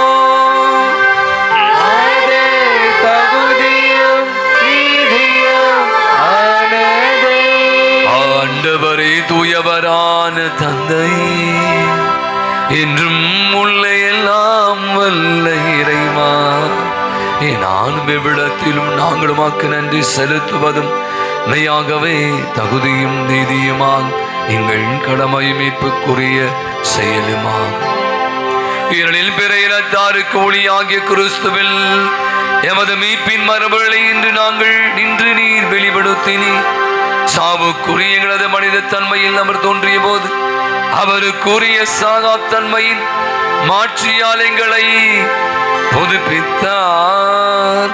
ஆகவே வானக தூதர் முதன்மை வானக தூதரோடும் அரையனில் அமர்வோ தலைமை தாங்குவோரும் வான் படைகள் அணிகள் அனைத்தோடும் சேர்ந்து நாங்கள் உமது மாற்றியை புகழ்ந்து பாடி முடிவின்றி பாடுவதாவது.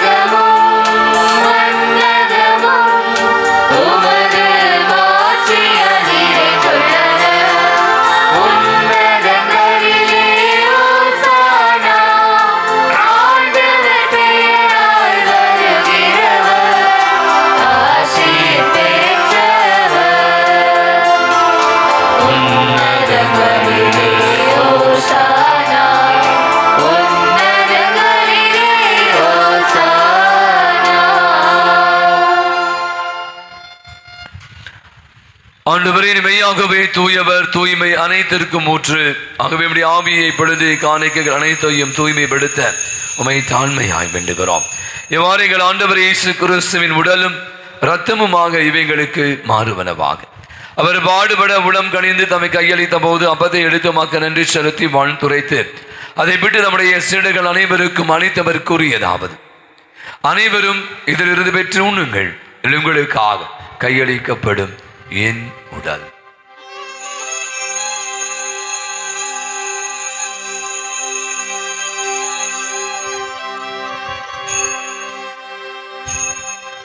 அவனுமே இரவு விருந்தை அருந்திய பின்பு கிண்ணத்தை எடுத்து மீண்டும் நன்றி கூறி நம்முடைய சீடர்கள் அனைவருக்கும் அளித்தவர் கூறியதாம்: அனைவரும் இதிலிருந்து பெற்று பருகுங்கள், இரண்டில் புதிய நிலையான உடன்படிக்கை கூறிய என் ரத்தத்தின் கிண்ணம்.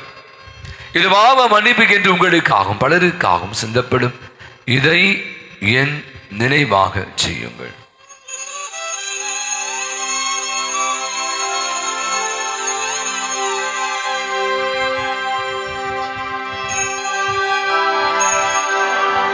நம்பிக்கையின் மறைபொருள்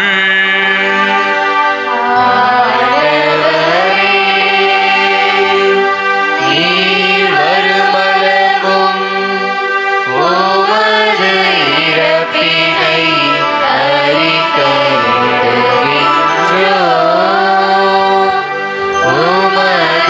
உயிர்ப்பினையும்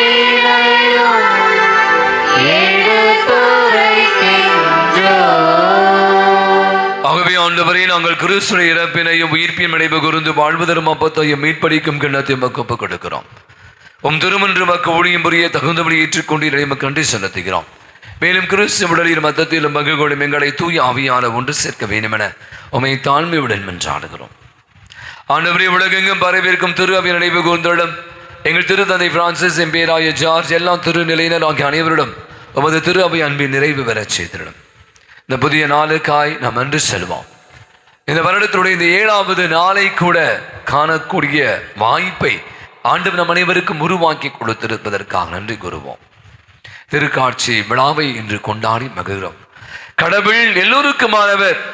வெறும் யூதர்களுக்கு மட்டும், வெறும் மறைநூலர்களுக்கு மட்டும், திருச்சட்ட அறிஞருக்கு மட்டும் அப்படி இல்லை.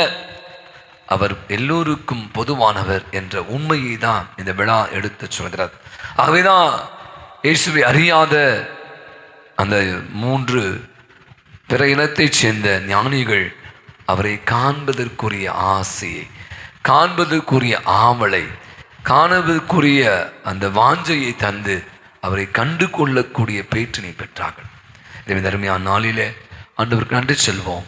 எவ்வளோ பேர் இருந்தாலும் நம்மை இந்த நாளிலே அவருடைய சமூகத்திலே கூட்டி வந்திருக்கிறார். இந்த புதிய ஆண்டை கொடுத்திருக்கிறார். இந்த ஆண்டு முழுவதும் நமக்கு நல்ல பல காரியங்களை, நன்மையான காரியங்களை செய்ய இருக்கிறார். நம்பிக்கையோடு அவரை பின்தொடருவோம், நம்பிக்கையோடு அவரை தொடருவோம், நம்பிக்கையோடு அவரை தேடுவோம். இன்று பிறந்த நாள் விழாவை, திருமண ஆண்டு விழாக்களை கொண்டாடி அத்தனை பேருக்காகும், நம்முடைய ஜெபோதிகள் கேட்ட யாவருக்காகும், பலவிதமான உடல் உள்ள நோயினால் பாதிக்கப்பட்டிருக்கிற அனைவருக்காகும், இதோ இந்த திருப்பலியிலே அந்த ஞானிகளை போல தேடி வந்திருக்கிற ஒவ்வொருவரின் உள்ளத்தில் இருக்கிற வாஞ்சைகளுக்காக. சின்ன குழந்தை இயேசுவுக்கு என்ன கொடுப்பது? நீங்கள் பெரிய பரிசுலாம் கொடுக்க வேண்டாம். உங்கள் உள்ளத்தை கொடுங்கள், உங்கள் நேரத்தை கொடுங்கள். ஞாயிற்றுக்கிழமை திருப்பணிக்கு நேரத்தோடு வரணும். பாதி பூச, முக்கா பூச. கடவுளை எங்கே மையப்படுத்த அந்த மறைநூல் அறிஞர்கள் அவரை அசட்டை செய்தார்கள். அவரை கண்டுகொள்ளவே இல்லை. மெசியா பிறந்திருக்கிற பக்கத்தில் இருக்கிறார். ஆனால் எங்கேயோ இருந்து வந்து இயேசுவை பார்க்குறான். பக்கத்தில் இருந்தவன் அவனுக்கு வாய்ப்பு இல்லாமல் போச்சு. இன்றைக்கி நம்மள அநேகர் கூட பார்த்தீங்கன்னா இந்த ஞாயிற்றுக்கிழமை ஒரு நாள் திருப்படி, நான் தான் சொல்வேன் நிறைய நேரங்கள், மற்ற எதுவுமே பண்ணுவேன். கடவுளுக்குரியதை கடவுளுக்கு கொடுங்க, மற்ற அனைத்து உங்களுக்கு சேர்த்து கொடுக்கப்படும் வசனம் சொல்லுது. அவருடைய ஆட்சியும் அவருடைய அரசனுமே தேடுங்க, மற்ற அனைத்து உங்களுக்கு. இப்போ அவருக்கு தராமல் மற்ற நேரங்களுக்கு வந்து பாதி பூசை, முக்கா பூசை, பூசைக்கு வரல, ஜெபம் பண்ணவே இல்லை அப்படின்னா கடவுளுடைய அருளும் ஆசை நம்முடைய குடும்பத்துக்கு எப்படி கிடைக்கும்? இன்னைக்கு அழகான ஒரு செய்தி தான். இந்த ஞானிகள் ஆசையை பெற்றார்கள். ஆசிரியை மட்டும் இல்லை, கடவுளை முகமுகமாய் காணக்கூடிய அந்த பெஞ்சி கரத்தினுடைய ஆசிரியை பெற்றார். இன்னைக்கு நீங்களும் நானும் கூட அதை தேடுவோம், நம்பிக்கையோடு தேடுவோம். ஆண்டவருக்கு கொடுக்க வேண்டியது நேரத்தை கொடுப்போம். உயிர் தேடுவோம் என்ற எதிர்நோக்குடன் துயில்களும் சகோதர சகோதரிகளே, இறந்தோர் அனைவரையும் இரக்கத்துடன் நினைவுகும் திருமகளில் ஏற்றிடும் அனைவர் மீதும் இரக்கமாய் கடவுளின் கணிதாயான விருதுமிக்க மரியாள், அருவுக்கு அன்னை, அவருடைய கணவரான புனித யோசேப்பு, நமது வங்கியின் பாதுகாப்பு தந்தையுமான புனித அந்தோனியா, புனித திருத்துதர்கள் தோமா, அன்னை தெரேசா, அல்போன்சா, தெய்வ சகாயம், புனிதர் அனைவருடன் நாங்கள் நிலை வாழ்வில் பங்கு கொள்ளும் தகுதி பெற்று உம் திருமகன் இயேசு கிறிஸ்துபடியாக உம்மை புகழ்ந்தீத்தும் வரமருள உம்மை மன்றாடுகிறோம். இவர் வழியாக இவரோடு இவரில் எல்லாம் வல்ல இறைவனாகிய தந்தையே, தூயாவியானவரின் ஒன்றிப்பு எல்லா புகழும் ஆட்சியும் என்றென்று உமக்கு உரியதே.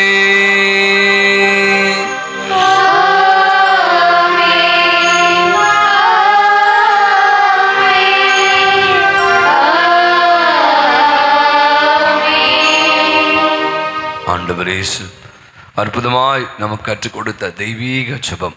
கரங்களை விரிப்போம், கண்களை மூடுவோம்.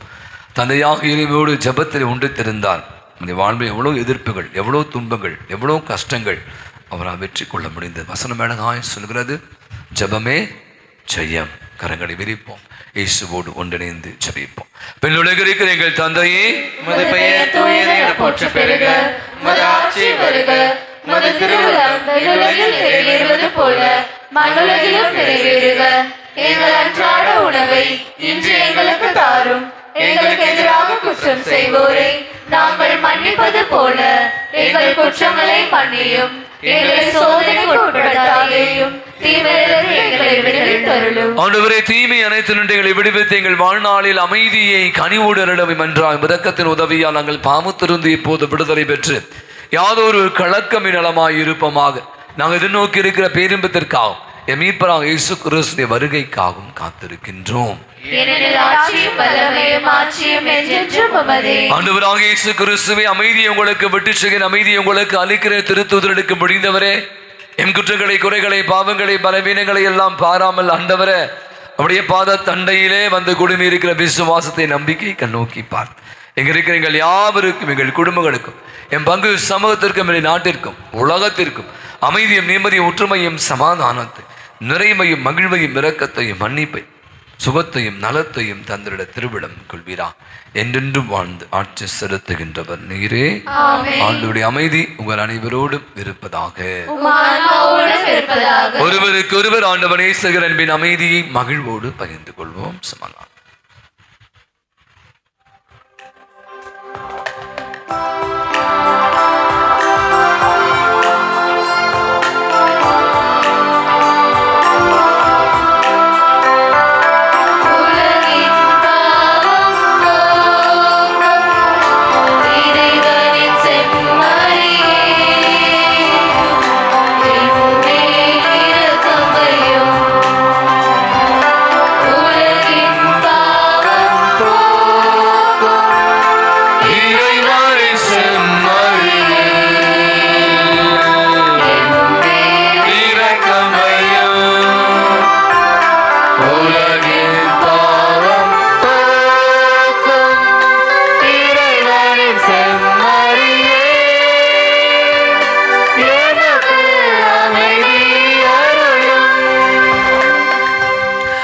இயேசு கிறிஸ்து உயிருள்ள இறைவனை திருமகனை தந்தை திருவிழப்படி தூய ஆவியை ஒத்துழைப்பார் உமது இறப்பின் வழியாக உலகிற்கு வாழ்வழித்தவர் இந்த புனிதமிக்க உடலால் மத்தத்தால் என்னுடைய எல்லா விதமான குற்றகிருந்தும் தீமை அனைத்து நின்றும் எங்களை விடுவித்து நாங்கள் என்றும் உடைய கட்டளைகளை கருத்து நிற்க செய்திடும்.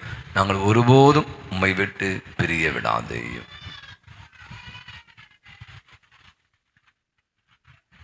இதோ நம் ஆண்டவராகிய இயேசு கிறிஸ்து, இவரே உலகினுடைய பாவங்களை எல்லாம் போக்குகிற இறைவனின் செம்மறை. காரில் நடந்து வந்த மக்கள் பேரொளியை கண்டார்கள். ஒளியாகி இறைவன் நமக்கு வழிகாட்டு ஒரு வழிதுணையாய் நம்முடன் என்றும் பயணிக்க இருக்கிறார். விண்மீனாக, நட்சத்திரமாக, நம்பிக்கையின் நட்சத்திரமாக இருக்கிற தெய்வம். அவரை நம்புவோம், அவரை தேடுவோம், அவரை பின்தொடர்ந்து வாழ அழைப்பு விடுகிறார். விருந்துக்கு அழைக்கிறார். அழைக்க பெற்றிருக்கிற அனைவருமே பேறு பெற்றோம்.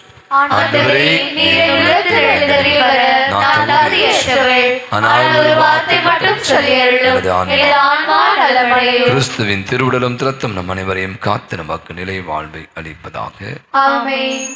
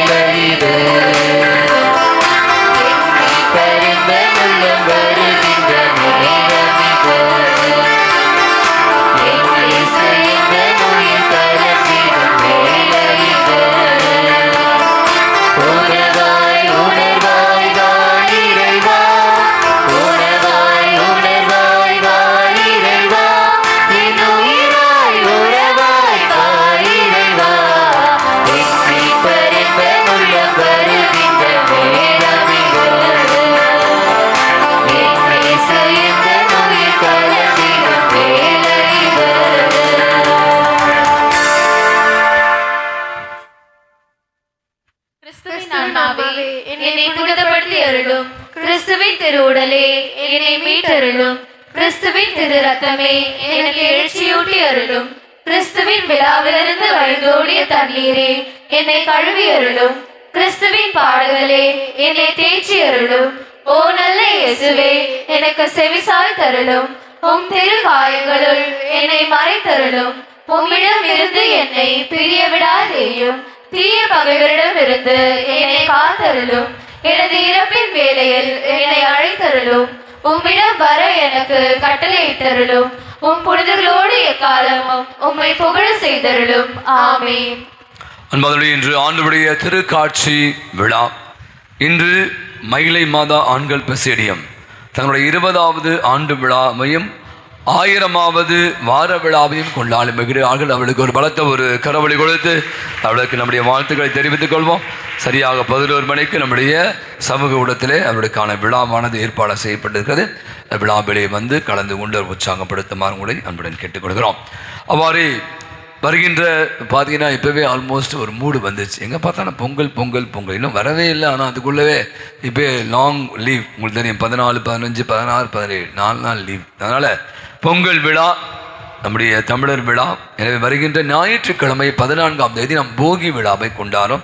அன்று நம்முடைய பங்கில் வந்து வழக்கம் போல் நடைபெறும் இந்த கோலப் போட்டி ஏற்பாடு செய்திருக்கோம். அன்பிகளுக்கான கோலப் போட்டி. தமிழர் பண்பாடு அப்படின்னு ஒரு தலைப்பை கொடுத்துருக்கோம்.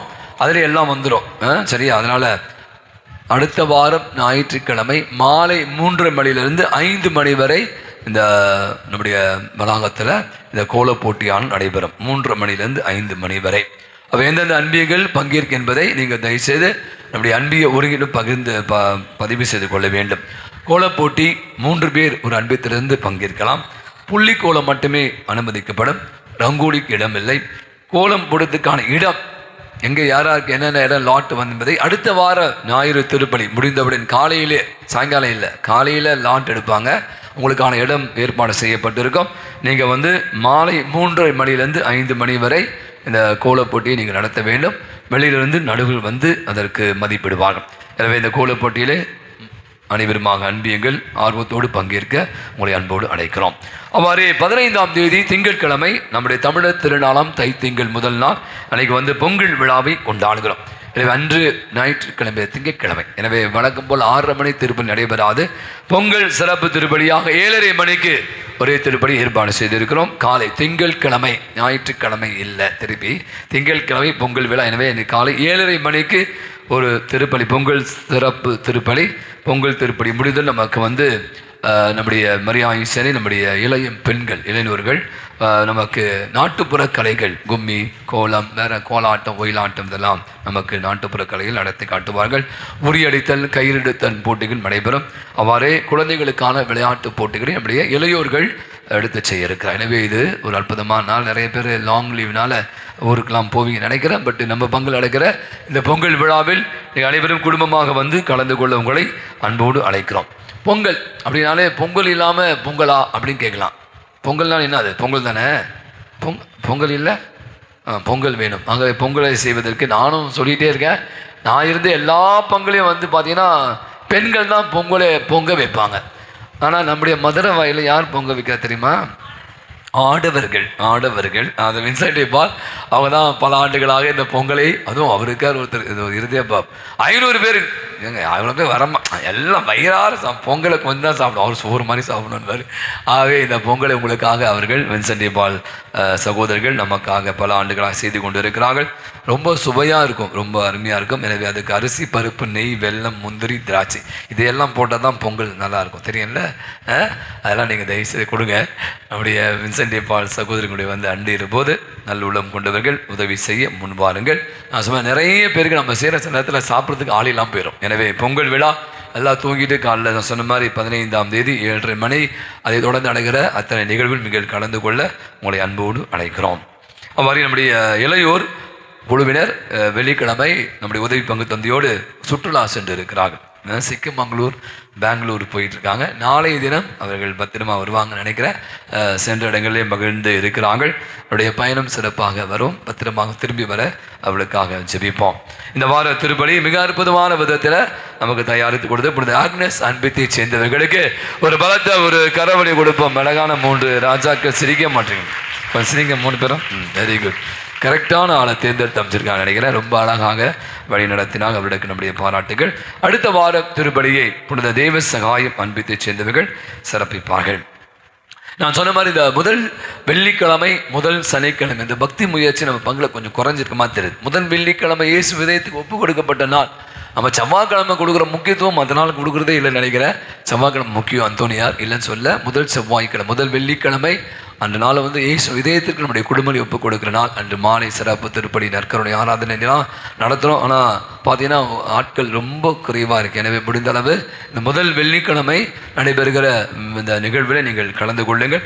அவ்வாறு முதல் சனிக்கிழமையும் கூட மிக முக்கியம். எல்லா பங்குலையும் நம்முடைய பங்கே மரியாதை சேனை மாதாவோடவே இணைந்திருக்கு. ஆனால் முதல் சனிக்கு பார்த்தா இங்கே உட்காரத்துக்கு ஆளே இருக்காது, அவ்வளோ கம்மியாக இருப்பாங்க தேர்ந்தெடுக்கிறதுக்கு ஆளுக்கு. எனவே இந்த ஆண்டு நம்முடைய மரியாயின் சேனையினர் ஒவ்வொரு முதல் சனிக்கிழமையும் இதை மாதாவுடைய நாளை சிறப்பிக்க அவளுக்கு கொடுத்த இந்த அழைப்பு. இந்த வருடத்துடைய முதல் சனிக்கிழமை நேற்றைய தினம் நம்முடைய பணிமய மாதா பிரசிடன்ட் சென்று மிக அழகாக மிக அற்புதமாக அன்னை அலங்கரித்து தேர் பவனி திருப்படி எல்லாம் மிக அற்புதமாக வழி நடத்தினார்கள். அவளுக்கு நம்முடைய நெஞ்சார்ந்த நன்றிகளை ஒரு பாராட்டுகளை பலத்த ஒரு கரவொலி கொடுத்து தெரிவித்துக் கொள்ளும் பணிமய மாதா பிரசிடத்திற்கு. தொடர்ந்து ஒவ்வொரு முதல் சனிக்கிழமையும் ஒவ்வொரு பிரசிடியும் எடுத்து செய்யணும். அவங்க தான் வரணும் இல்லை, மரியாதை சேனை அத்தனை பேரும் முதல் சனிக்கிழமை நிகழ்வுகளே கலந்து கொள்ள அன்போடு உங்களை அழைக்கிறோம். கடைசி புனித அக்னஸ் இவர் பிரபுக்கள் குடும்பத்தில் பிறந்தார். ஒரு நல்ல கத்தோலிக்க குடும்பத்தில் வளர்க்கப்பட்டார். அவரது பெயரை கிரேக்க மொழியில் தூய என்றும் லத்தீன் மொழியில் ஆட்டுக்குட்டி என்றும் பொருள். அவர் வயதில் வளர வளர அவருடைய அழகிலும் வளர்ந்தார். பல இளைஞர்கள் அவளை திருமணம் செய்து கொள்ள விரும்பினர். ஆனால் அவர் இயேசுவே வேண்டும் என்று அறிவித்து யாரையும் திருமணம் செய்ய இசைவு அளிக்கவில்லை. தனது கற்பை இயேசுவிற்கு வைத்திருக்க வேண்டும் என்று அதற்காக அவள் மரணத்தையும் ஏற்க தயாராக இருந்தாள். அவள் கிறிஸ்தவர் என்பதாலும் திருமணம் செய்ய மறுத்ததால் அவளை சித்திரவதை செய்தார்கள். முதலில் அவரை நெருப்புக்குள் தள்ளி அவரை கொலை செய்ய முயன்றான். ஆனால் நெருப்பு ஒன்றும் அவரை செய்யவில்லை. பின் அவரை வாளினால் தலைவெட்ட அவர் தனது 12 வயதில் மறைசாட்சி மரணம் அடைந்தார். ஒவ்வொரு வருடமும் புனித ஆக்னஸ் விழா ஜனவரி 21ஆம் தேதி கொண்டாடப்படுகிறது. கடைசி ஜெபத்திற்காக எழுந்திருப்போம். மன்றாடுவோமாக. ஆண்டவர் எங்கும் எப்பொழுதும் விண்ணக ஒளியாய் நீர் எங்கள் முன் செல்ல உமை தாழ்மையாய் வேண்டுகிறோம். அதனால் நாங்கள் பங்கேற்க வேண்டுமென நீர் விரும்பும் மறை நிகழ்வை தூய்மையான உள்ளுணருடன் கண்டுகொள்ளவும் தகுதியான ஆவலுடன் அறிந்து கொள்ளவும் செய்வீராக. எங்கள் ஆண்டவராகிய கிறிஸ்து வழியாகவே உமை மன்றாடுகிறோம். ஆண்டவர்களோடு இருப்பாராக.